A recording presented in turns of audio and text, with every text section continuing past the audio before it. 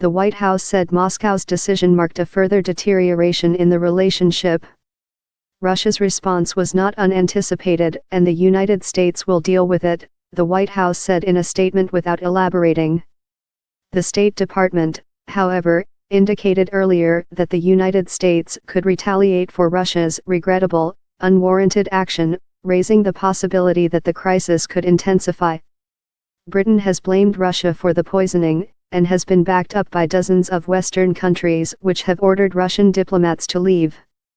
The United States charges that the 60 Russians that it targeted are intelligence officers operating under diplomatic cover. The United States, in concert with many countries, made the decision to kick out Russian spies, said Nauert. We don't see this as a diplomatic tit-for-tat. Moscow denies involvement in the attack on the Skripals.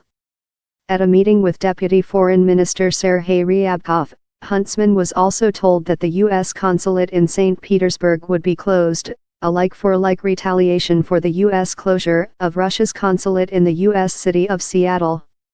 As for the other countries, everything will also be symmetrical in terms of the number of people from their diplomatic missions who will be leaving Russia, and for now that's pretty much it, said Foreign Minister Sergei Lavrov. Russia has already retaliated in kind after Britain initially expelled 23 diplomats. Better former Russian military intelligence officer Skripal remains in a critical condition, but his daughter is getting better, the hospital where they are being treated said on Thursday. British authorities say a Soviet-era nerve toxin called Novichok was used in an attempt to murder the pair. Russia says Britain has failed to produce any persuasive evidence of Russia's guilt. Officials in Moscow accused London and Washington of pressuring other nations to sign up to an international campaign of Russophobia which, they said, could drag the world into a new Cold War. Announcing the expulsions of Western diplomats on Thursday, Lavrov said the Skripal poisoning was being exploited by an Anglo-Saxon axis forcing everyone to follow an anti-Russian path.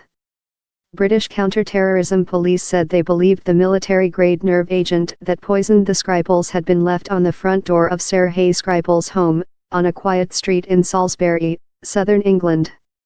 Specialists have identified the highest concentration of the nerve agent, to date, as being on the front door of the address, Scotland Yard said in a statement.